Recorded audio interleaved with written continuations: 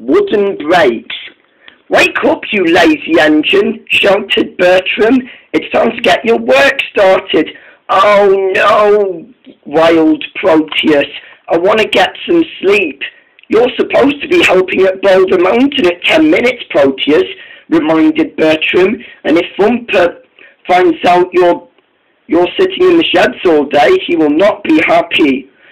"I've been at the sheds for 10 minutes, went on Proteus. "Oh dear, I better not be late." "Thank you, Bertram," he said, and he puffed satisfyingly away. "It's an honour having Bertram in our railway," said Nert, "and without him we could never have gotten our new wheels put in at him." Just then they heard a pair of familiar whistles. They found Mighty Mac bustling into the sheds. "About time you showed up," said Bertram, "because I've arranged an appointment for you two today," he said. "Yeah," said Mac, I've got a new brakes, and Mighty needs his checked." "It's not my fault," spluttered Mac. "I just don't like taking new things lightly, that's all," he said. "And there's nothing wrong with wooden brakes either." "Actually," said Luke, there is. "They're dangerous," said Rusty. "And they can catch fire," added Nert. "And you'll be a silly engine with them," added Atom cheekily. All the engines laughed, but Mighty was not convinced. Until later that day, Mighty Mac were on their way to help at the incline railway, while Mighty was still complaining. "I don't need new brakes," he complained, but then an idea flew into his funnel, and he braked hard, leaving Mac to stop. "Stop it," he complained. "You're going to break your brakes if you keep doing that." But that gave Mighty another idea, and he decided to do it tonight. When evening came, Mighty Mac puffed into the sheds, feeling very exhausted. "Look at my new brakes now," boasted Mighty. "Very impressive," said Rusty. "And very suitable indeed," added Atom. Indeed it is," said Mighty, and shoved Mac into the sheds before he could say anything. "Joke's on them," added Mighty cheekily, as they all went to sleep for the rest of the night.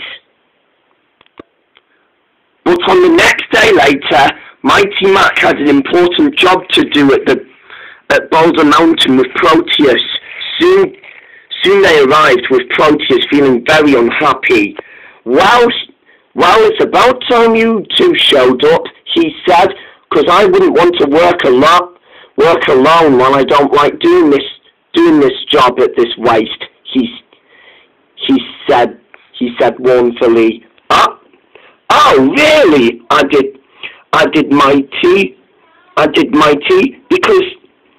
because last night I even played a trick on my workman by polishing my wheels and not giving him any time to mend my wooden brakes.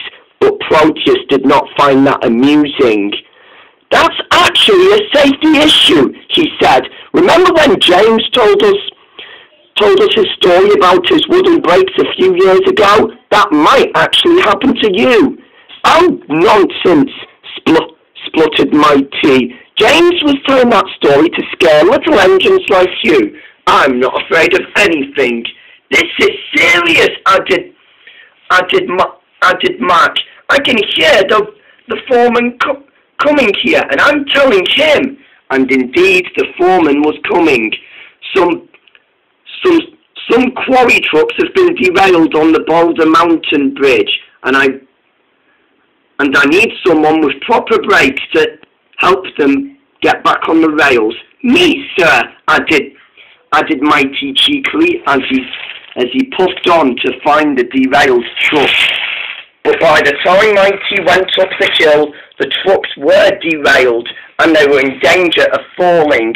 This is a job for someone who has better brakes like me, said Mighty. You should have gotten rid of... They should have gotten rid of those brakes of yours a long time ago, shouted Mac, and was forced to pull Mighty back down, and soon the two were on a tight battle. I can push and pull harder than you, he boasted. Stop it, shouted Mac. You're going to cause a crash. Oh, I have better wheels than you since I've got them polished last night, said Mighty. Fine, have it your way.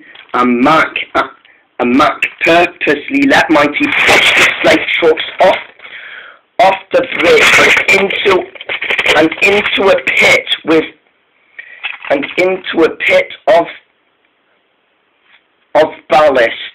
What was that for? shouted Mighty, and he realised that someone was coming down the line. There, coming on an unused track, was Connor. He was hurrying along the line when he saw a large pile of derailed trucks on the pit and didn't have any chance of seeing Mighty Mac. You groaned Mighty. That was a close call. I was lucky Connor didn't see us. Or maybe he would, said Mac crossly. It's time for you to get your brakes mended. Shut up, added Mighty. They were all in an argument and a tight battle that they went racing down the mountain through a tunnel without stopping, and then they came to a bend and tumbled into a ditch with mud and a river itself. You silly engine, said Mac crossly. If you have gotten new brakes, we would be able to stop in time. It's not my fault, argued Mighty, and then they smelt something. Do you smell a smoky smell? I think, said Mac. It's your brakes! Brakes! He shouted. The two began to freak out as they saw the largest smell of smoke coming and covering all over them. It was all over the ditch, and they were worried that they could cause a big fire any moment. But luckily the fire crew arrived, and the flames didn't show up at all. Mighty Mac were relieved to be saved, but Bertram felt very, very unhappy. You told me you've got new brakes, and now I should have known that it was all a joke. He said crossly. The Fat Controller agreed. Well, I'm sorry, said Mighty. If I haven't been so silly and careless, I would have listened to both Bertram and Mac, he said, and he apologized to the Fat Controller. I'm very pleased you have learned your lesson, Mighty, he said, but I'm sorry that there's nothing I can do to fix wooden brakes.